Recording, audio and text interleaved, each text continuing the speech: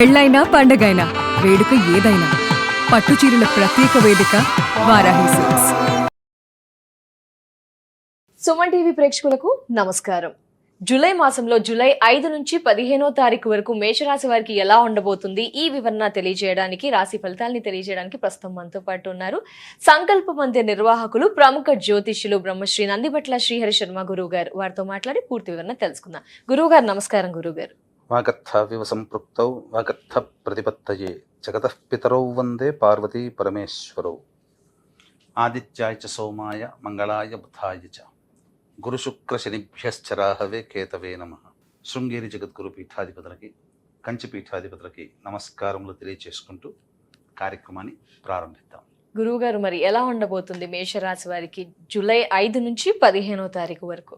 మేషరాశిలో జన్మించినటువంటి వారికి జూలై 5వ తారీఖు నుంచి 15వ తారీఖు వరకు ప్రధానంగా జరిగేటువంటి ఘట్టములేంటి, మంచి చెడు, అలాగే రోజువారీ కార్యక్రమాలలో అనుకూలత ఏ విధంగా ఉంటుంది, ఖర్చులు ఆదాయాలు ఎలా ఉంటాయనే విషయం గురించి తెలియజేసుకుందాం. ఇక్కడ వీక్షించేటువంటి సుమన్ టీవీ ప్రేక్షకులు కార్యక్రమాన్ని ఆశాంతం వీక్షించే ప్రయత్నం చేయండి. ఎందుకంటే ఒక అద్భుతమైనటువంటి రోజు గురించి మీకు తెలియజేస్తున్నాను. అపారమైనటువంటి శివానుగ్రహం కలగాలి అనుకునే వాళ్ళందరూ మీ జాతకరీత్యా ఉన్నటువంటి సర్వదోషాలు తొలగిపోయే అద్భుతమైనటువంటి రోజు ఏం చేయాలి, మీకు మీరుగా ఏం చేయాలనేటువంటి విషయం గురించి తెలియజేసే ప్రయత్నం చేస్తాను. కార్యక్రమాన్ని ఆశాంతం వీక్షించండి. గమనించుకుంటేనమ్మా, ప్రస్తుతం మేషరాశిలో జన్మించినటువంటి వారికి ద్వితీయ స్థానంలో కుజ సంచార ప్రభావం, అలాగే వ్యయస్థానంలో శని ప్రభావము, మరియు చతుర్థ స్థానంలో అర్ధాష్టమ స్థానంలో గురుగ్రహ ప్రభావము, అలాగే బుధుడు 7వ తారీఖు వరకు అక్కడ ఉండడం, 8వ తారీఖు నుంచి మిథున రాశిలో వక్రీకరించి స్థితి పొంది ఉండడం, అలాగే పంచమ స్థానంలో శుక్ర కేతు గ్రహాలు, లాభస్థానంలో రాహు యొక్క స్థితిగతి వెరసి చూసుకున్నట్లయితే సాధారణమైనటువంటి ఫలితాలు ఈ యొక్క మేషరాశిలో జన్మించినటువంటి వారికి ఉండబోతున్నాయి. మేషరాశిలో వారు జన్మించినటువంటి వారికి శుభమైనటువంటి స్థితి ఏంటంటే ఉద్యోగస్తులకి, నిరుద్యోగస్తులకి చాలా శుభమైనటువంటి కాలంగా చెప్పవచ్చు. అంటే ప్రమోషన్స్ కోసం ఎదురు చూసేటువంటి వ్యక్తులు కానీ, అలాగే వేరే సంస్థల్లో ఉద్యోగం కోసం ఎదురు చూసేవాళ్ళు కానీ, నిరుద్యోగస్తులు కానీ, ప్రభుత్వ కాంట్రాక్ట్ రంగంలో ఉన్నటువంటి వాళ్ళు బిల్స్ పాస్ అయ్యేటువంటి విషయం కానీ, లేదా ప్రభుత్వ కాంట్రాక్టులు పొందాలనుకునేటువంటి వాళ్ళకి కానీ చాలా అద్భుతమైనటువంటి సమయం. అవకాశాన్ని 15వ తారీఖు లోపల వినియోగించుకునే ప్రయత్నం చేస్తే చక్కటి శుభ ఫలితాలు పొందుతారు. అయితే ఉన్నదల్లా శుక్రగ్రహ సంచారము అనుకూలంగా ఉంది. ఈ కారణం చేత ప్రేమ చిగురిస్తుంది. దంపతుల మధ్య, ప్రేమికుల మధ్య ఉన్నటువంటి విభేదాలు తొలగిపోయి ఆనందకరంగా జీవించగలుగుతారు. అలాగే అనేక విషయాలలో కలిసిమెలిసి పని చేసుకోగలుగుతారు. ఇక్కడ ప్రధానంగా గమనించాల్సినటువంటిది విలువైనటువంటి దుస్తులు, ఆభరణాలు, గృహోపకరణాలు కొనుగోలు చేస్తారు. తద్వారా ఇక్కడ మనం గమనించాల్సింది, మనం ఆనందించే వస్తువు మన ఇంట్లో చేరుతుంది, ఖర్చు కూడా అలాగే ఉంటుంది. లాభస్థానంలో రాహు యొక్క స్థితి ఇది చాలా అద్భుతమైనటువంటిదమ్మా. ఎన్ని ప్రయత్నాలు చేసినా మనం ఏదనుకుని టార్గెట్ అనుకుని మనం ప్రయత్నం చేస్తాము. మేషరాశిలో జన్మించినటువంటి వాళ్ళు ఆ టార్గెట్ని రీచ్ కావడానికి చాలా ఎఫర్ట్స్ పెడతారు. ఆ రాహు ఆ ఎఫర్ట్స్కి తగ్గ ఫలితాలని ఇస్తాడు, అందులో ఏమాత్రం సందేహం లేదు. విద్యార్థులకి సంబంధించి చూసుకున్నట్లయితే గురు గ్రహ అనుగ్రహం లేకపోవడం, విద్యాకారకుడైన గురువు ఈ కారణం చేత అనుకున్నంత ఈజీ కాదు. కోరుకున్న కళాశాలలో కానీ, అలాగే కాంపిటేటివ్ ఎగ్జామ్స్లో కానీ ఉత్తీర్ణత శాతం అనేటువంటిది అనుకున్నంత ఈజీ కాదు. బాగా కష్టపడితే తప్ప శుభ ఫలితాలు పొందలేనటువంటిది. అలాగే ధనాధిపతి శుభస్థానంలో ఉన్న గురువు, ధనకారకుడైనటువంటి గురువు బలహీనంగా ఉన్నటువంటి కారణం చేత, అనగా బలహీనం అంటే అర్ధాష్టమ గురువు ఉచ్చ స్థితిలో ఉన్నాడు. ఈ కారణం చేత ఖర్చులు అధికంగా ఉంటాయి. అలాగే అన్నిసార్లు కూడా అవకాశాలన్నీ దగ్గర దాకా వచ్చి వెనక్కి వెళ్ళిపోతూ ఉంటుంటాయి. ఇది గురుగ్రహ ప్రభావం వలన కీర్తి ప్రతిష్టలు అనుకున్నంతగా పొందలేరు.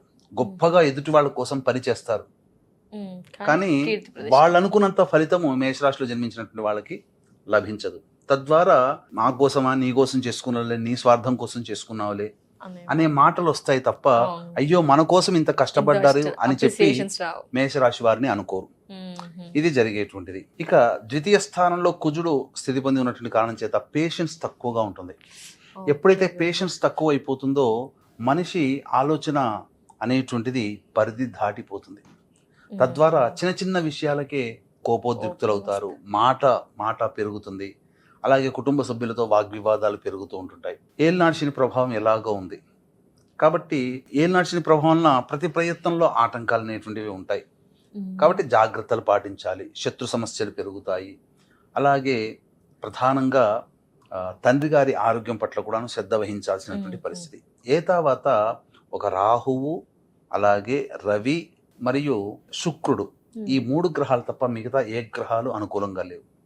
అట్లాగే స్పెక్యులేషన్స్ రంగంలో ఉన్నటువంటి వాళ్ళకి, అంటే ఇన్వెస్ట్మెంట్స్ చేసేటువంటి వాళ్ళకి అనుకూలమైన సమయం కాదు. 7వ తారీఖు వరకు చాలా బాగుంటుంది.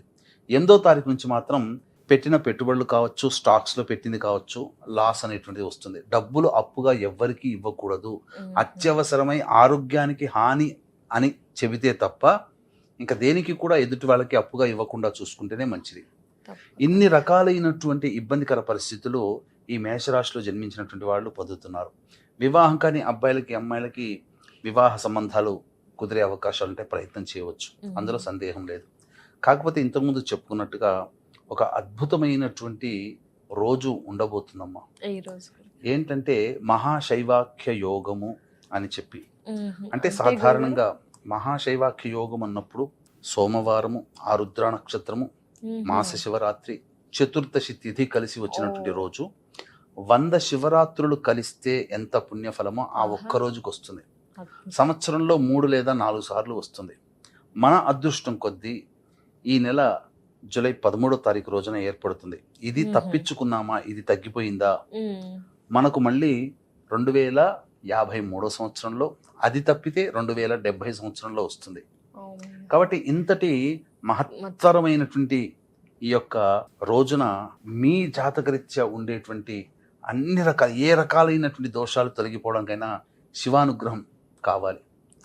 కాబట్టి ఆ రోజున అర్చన, అభిషేకాదులు జరిపించుకోవాలి. దీన్ని దృష్టిలో పెట్టుకుని ఈ యొక్క మహిమాన్వితమైనటువంటి రోజుని దృష్టిలో పెట్టుకుని అరుణాచలంలో కానీ, శ్రీకాళహస్తిలో కానీ మన పీఠం ఆధ్వర్యంలో మీ జాతకరీత్యా కలుగు విద్య, వివాహ, ఉద్యోగ, దాంపత్య, అనారోగ్య సమస్యల నివారణకి, అలాగే మేష, మిథున, కర్కాటక, సింహ, కన్య, వృశ్చిక, ధనస్సు, కుంభ, మీనరాశిలో జన్మించిన వారికి శనిదోష నివారణ పూజలు, అలాగే ఆరోగ్యం కోసం మృత్యుంజయ హోమం, ధనాకర్షణ, జనాకర్షణకి లక్ష్మీ హోమము, అలాగే గత జన్మ కర్మదోషాలకి రుద్ర తిల హోమము, మరియు సకల దిష్టి దోషాలు, ప్రయోగ బాధల నివారణకి ఈ యొక్క సుదర్శన హోమము. అన్నిటికంటే మించి నవగ్రహాల యొక్క అనుగ్రహం కలిగితే సాధించరానిదంటూ ఏమీ ఉండదు. కాబట్టి నవగ్రహ పాశ్వత హోమం అనేటువంటిది జరిపించి కరుంగలి మాల ఇవ్వడం జరుగుతుంది.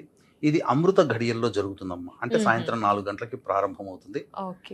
కాబట్టి జూలై 13వ తారీఖు రోజున అవకాశం ఉన్నటువంటి వాళ్ళు మధ్యాహ్నం 3 గంటల లోపల నమోదు చేసుకోవచ్చు. కేవలం 54 మందికి మాత్రమే అవకాశం అమ్మా. కాబట్టి అవకాశం ఉన్నటువంటి వాళ్ళు వేగిరంగా స్క్రీన్ పై కనిపిస్తున్న నెంబర్కి కాంటాక్ట్ చేసి మీ గోత్రనామాదులు నమోదు చేసుకోవచ్చు.